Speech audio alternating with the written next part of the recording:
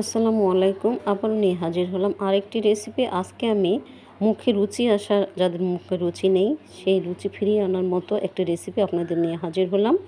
ঈদের দিনে আপনারা এই রেসিপিটি অবশ্যই রাখতে পারেন। আমি এখানে মগজ ভুনা সেই রেসিপিটি আপনাদের সঙ্গে শেয়ার করছি। আমি এখানে খাসির মগজ 2টা নিয়ে নিয়েছি।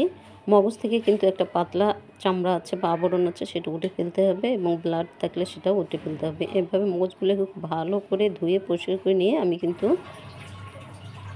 যতদূর সম্ভব একটা চাকুর সাহায্যে অনেক ছোট ছোট টুকরো করে কেটে নিচ্ছি। আমি দেশি হোমমেকার আর ওয়েলকাম করছি বড় বড়ের মধ্যে আরেকটি ভিডিও দেখার জন্য।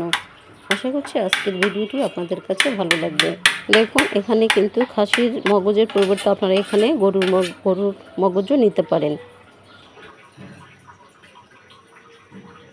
এবার চুলায় চলে গেলাম। চুলায় একটা ফ্রাই প্যান বসিয়ে দিয়েছি।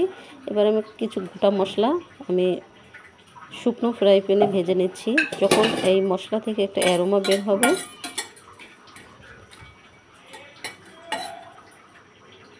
এরপর যে এসে আমি রান্নার সয়াবিন তেল এর মধ্যে অ্যাড করে দিচ্ছি।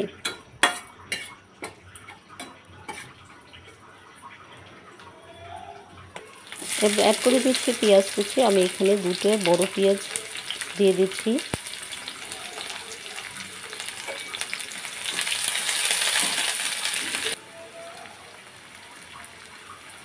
দিয়ে দিচ্ছি 2টি কাঁচামরিচ ফালি দিয়ে পেঁয়াজ এবং কাঁচামরিচটাকেও ভেজে নিচ্ছি। যখন কালার চেঞ্জ হয়ে আসবে, এরপর যে এসে আমি এখানে হলুদের গুঁড়ো অ্যাড করে দিচ্ছি পরিমাণ মতো। স্বাদ মতো লবণ দিয়ে দিচ্ছি।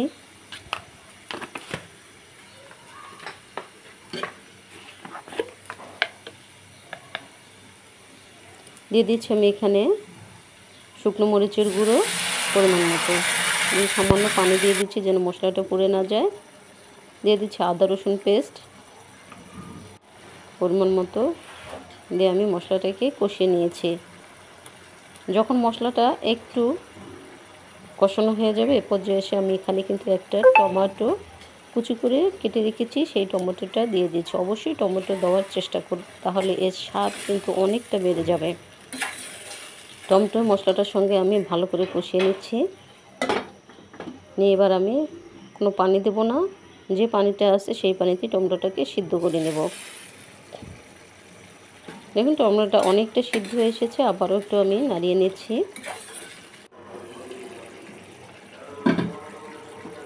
আরও 2 মিনিটের মতো আমি ঢেকে রান্না করে নিয়েছি।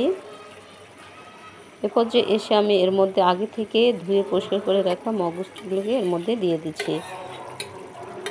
যাদের মুখে রুচি চলে গিয়েছে, অবশ্যই এইটি যদি একবার হলেও রান্না করেন, তাহলে কিন্তু দেখবেন কোনো তরকারি আর নেবে না। শুধু একটি তরকারি দিয়ে গরম গরম ভাত, পোলাও বা রুটি যা পারেন আপনারা তার সাথে 1 প্লেট ভাত খেয়ে নিতে পারবেন।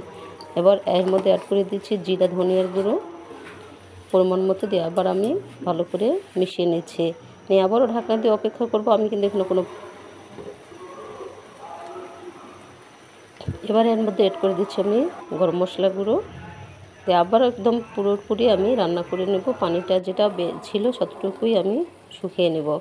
তৈরি হয়ে গিয়েছে কিন্তু ঝটপট মগজ ভুনা রেসিপি। ঈদে আপনারা অবশ্যই এই রেসিপিটা রাখতে পারেন। এত টেস্টি এবং মজাদার যে সবাই অনেক পছন্দ করবে। যদি ভালো লেগে যায় তাহলে অবশ্যই লাইক করতে ভুলে যাবেন না, শেয়ার করে দেবেন প্রিয় মানুষদের মাঝেও। এবার আমি একটা সার্ভিং ডিশে নামিয়ে নিচ্ছি। আর যারা নতুন এসেছেন আমার চ্যানেলে, প্লিজ একটি করে সাবস্ক্রাইব করে দিয়ে চ্যানেলটির পাশে থেকে যাবেন। যারা অলরেডি এই কাজটি করে ফেলেছেন তাদেরকে আমি জানাচ্ছি অসংখ্য অসংখ্য ধন্যবাদ। আজ এখানেই শেষ করব। সে পর্যন্ত আপনাদের সুস্বাস্থ্য কামনা করছি। আপনারা সবাই সুস্থ থাকবেন, ভালো থাকবেন। দেশি হোমমেকার আমার চ্যানেলের পাশেই থাকবেন।